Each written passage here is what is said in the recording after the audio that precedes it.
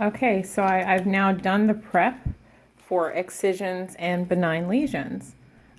So one of the things I do, and this is why I say be careful not to over highlight, I highlight the key point or main idea within the guidelines. For example, for excision of benign lesions, it includes local anesthesia. So if I forget that, I want to remember that because that is not in the code descriptor.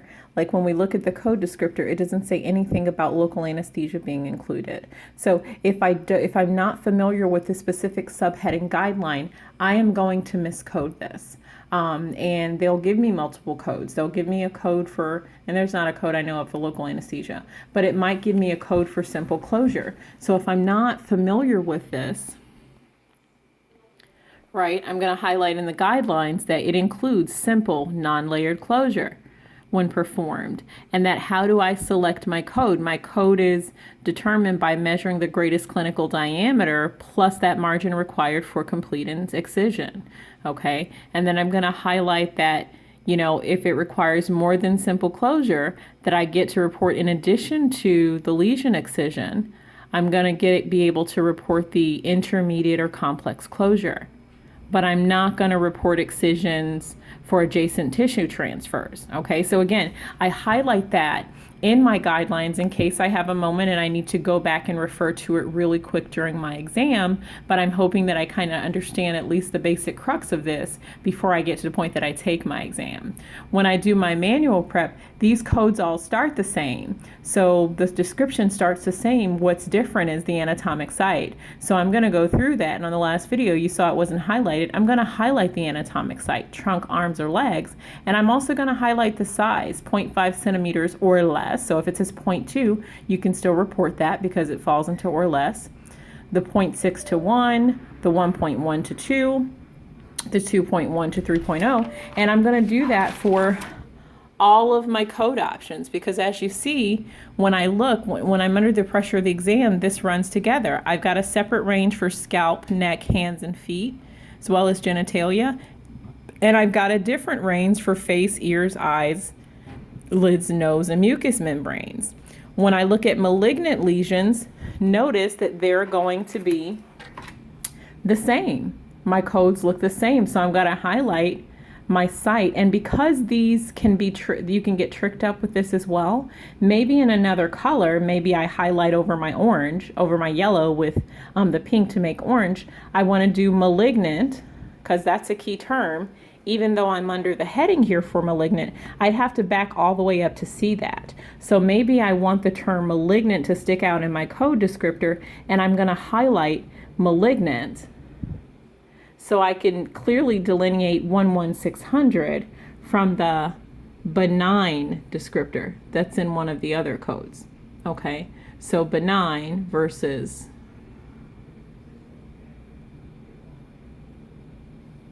malignant. Okay, so again, when I do my manual prep, I'm going to highlight that. So again, it sticks out at me because no, it's not uncommon for them to give you the code that has the right site and the right size, but the wrong behavior in malignant versus benign. And if you don't have that jumping out for you to say, wait, was that a malignant lesion? Was that a non-malignant lesion or a benign lesion? Then let me make sure I code it correctly. So these are things that you want to do prior to your boot camp, and if you can't do it prior to the boot camp before it starts, you absolutely want to get it done before your certification exam. The guidelines are the same between excision and malignant lesions, that you code for each lesion that's excised, but they repeat the guideline, that same guideline that we highlighted under benign, about it including non-layered closure. And you want to highlight that, we missed it on the other one. Report each malignant lesion excised and how code selection is determined. That applies. It seems like it's a lot to remember, but it's the same guideline that we just highlighted under malignant lesions. But you wouldn't go back to the benign lesions. You wouldn't go back to the benign lesion guidelines if you were coding malignant because it wouldn't apply. But when they apply the guidelines and they write them, they are the same. So you can highlight those again, but once you remember it, you're good to go. Lesion excisions, you're always going to code each lesion separately. And that same guideline again that we saw that told us that If we require more than simple closure, we could separately report that. But if we're doing adjacent tissue transfer, we lose the lesion excision and we only report the adjacent tissue transfer. So again, it gets to seem like you're doing a lot of remembering that you have to do, but it's the same guideline, just repeated for the appropriate section that you're coding. So when you go throughout your integumentary section, that's an example of some of the prep that you're going to try to do. We're going to move on to musculoskeletal, just to give you an example with that as well. Okay, so now we're in our musculoskeletal system, okay? It's good to kind of look at the table of contents just so you get an idea here.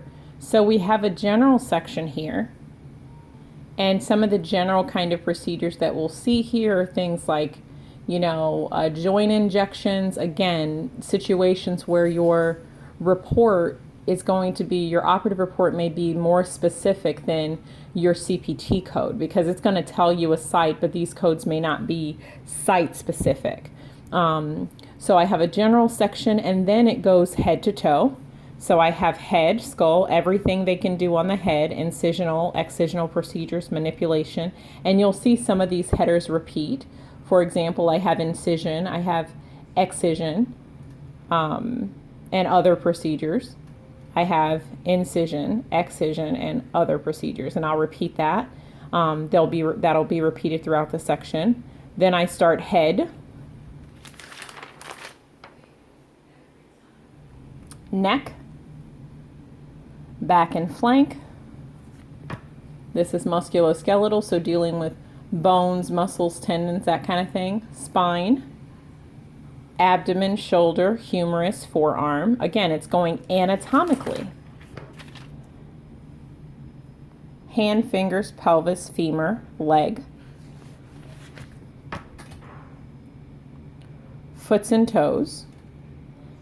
Then applications of cast and strapping, not by anatomic site. Then they're subdivided by upper extremity versus lower. Removal, repair procedures. And then I have my endoscopy and arthroscopy procedures. That's all the way in the back. So this is where I say it's really important for you to become very familiar with the different sections and subsections of your CPT book. When we first go into musculoskeletal, it talks about some of the definitions you're going to see throughout the musculoskeletal system and what they mean and how they'll apply. So what is closed treatment versus open treatment versus percutaneous skeletal fixation, and what's included here when we're coding. The services listed below include application and removal of the first cast or traction device. So if I'm doing an open treatment, a closed treatment, or any of these procedures, if they do a cast or something, or after the procedure, I don't get to report the cast, because these treatments include the first cast and removing the first cast if you put it on, right? So again, I see those guidelines. And when I get into the description of my code and I start to do some of the prep, I have biopsy of muscle. I have a superficial muscle. And this doesn't say it's open, but by looking at 20206, I know that this is an open muscle biopsy, superficial versus deep, where this is a percutaneous, taking a needle, even if it's a big core kind of needle, a needle, and taking that sample, as opposed to cutting the patient open and getting that sample. And again, I've got some parenthetical notes here. One that tells me that muscle deep, a muscle tumor, I'm going to go somewhere else. I'm not going to code a biopsy because I'm coding an excision here. Okay. And then I see, my penetrating wound, and then my site changes it. So again, acknowledge and note what's different in the code. And if you need to highlight it, do. If you don't, fine.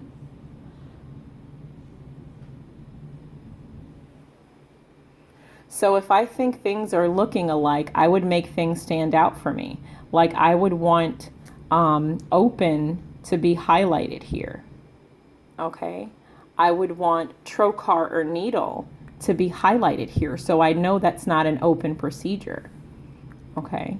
I would want the word open to be highlighted here, so when I'm rushing, I don't think I can separate the needle versus the incisional procedure, where they're actually going to cut the patient, as opposed to just going through the skin and putting something big through their skin to get to the muscle. Now, I said earlier, you know, sometimes you'll see examples like, and let me go to that code I was talking about. We looked at this code and I said, for example, you might see example, extremity, abdominal, wall, or neck, right? Sometimes when you see parentheses, it means for example. Other times it's definitive. So I'm going to show you what it looks like when it's definitive.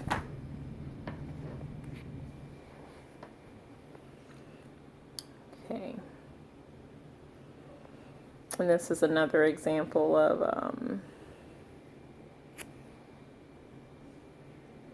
okay. So small joint or bursa. So I would highlight small versus medium joint without ultrasound guidance. Example, fingers and toes. And then I look at 206.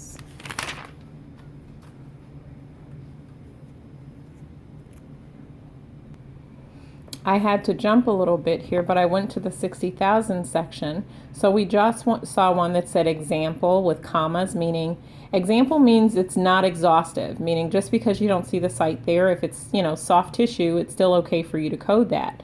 But in this code, I have in parentheses fluoroscopy or CT. Notice they don't say IE or, for example, fluoroscopy or CT. So if that, in order for you to use this code, either fluoroscopy or CT has to be the modality for you to use 64493.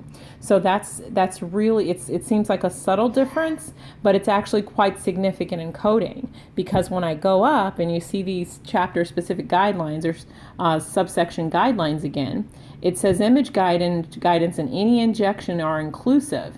And they said fluoroscopy or CT. Well, one of the modalities they might use is ultrasound. And they said, well, if imaging guidance is not used, for example, code here. Because they don't give you an option in this code range without guidance. And if ultrasound is used, code those Pinocchio codes, code there. So it's really important that you acknowledge the difference between, for example, where it gives you examples and times when it says this or this, because if it's this or this, it's mandated. You need to use that in order to use that code, one of those. And if you haven't used one of those, then you may not have the correct code. And this is why I always refer you back to, back up, go back to your section, subsection or subheading guidelines, to find the notes that may pertain to that entire range, because it's no need for them to repeat these notes all the way under here, because they position the parenthetical under the subheading for paravertebral spinal nerves and branches. So if you're doing a paravertebral spinal nerve or branch that's captured under this code, you would want to apply the guidelines that they're giving you about the guidance, about bilateral procedures, about how you would report T12 and L1, because those are identified in different codes. Okay, so we're back in the musculoskeletal section. Again, you'll find that in some of these, your operative report is more specific than your code. Arthrocentesis, arthro means joint, centesis means puncture or aspiration, aspiration or injection, right? So I puncture a joint and maybe I put something into it, maybe I take something out of it. That's aspiration or injection. I might do it in the shoulder. The code doesn't say shoulder. I might do it in the toe. It doesn't say toe, right? But I'm still doing an arthrocentesis. So again, I'd want to do my highlight and notice the difference between my codes. If I have an option for without guidance, I'm probably going to have an option for with guidance, and I do. Okay. Just like the integumentary section, I also have parenthetical notes that I want to be aware of. It tells me don't report those two together, right? And if I'm reporting 20600 or 20604, that, I shouldn't have 76942. That's the code for my ultrasound guidance. So I wouldn't unbundle, meaning I wouldn't report two codes when one is appropriate. I wouldn't report 20600 with 76942, because that's just an arthrocentesis with ultrasound guidance. And that's what 20604 is. And because 20604 is an arthrocentesis, again, go up to the semicolon. So it reads arthrocentesis, aspiration or injection, small joint or bursa, stop, with ultrasound guidance, with permanent image recording. Because ultrasound guidance is in the descriptor, they're reminding me, don't also code 76942. One of the things we want to realize when we're coding in the musculoskeletal system, that you have an additional heading. So I have headings for, like this is head, we only have that under head. I have a heading for repair, revision, and reconstruction. I have a heading for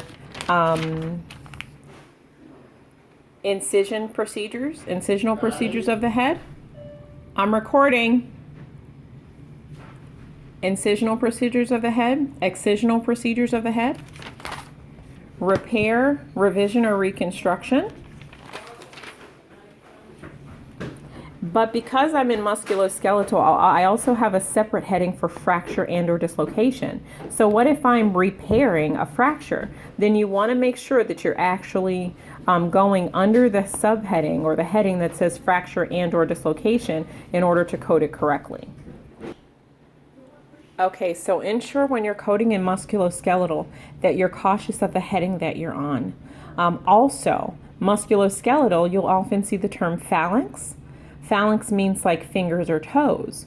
And the codes will sometimes read exactly alike. The only difference is whether it's in the fingers, you're talking about the phalanx of the hand or the phalanx of the toes. So ensure that that's factored when you're actually coding. But musculo is the only section that we find fracture and dislocation. Again, under this heading though, parentheticals.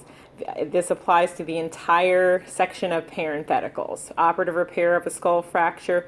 They're not even sending you to the musculoskeletal system. They're sending you to the neurology section. Okay.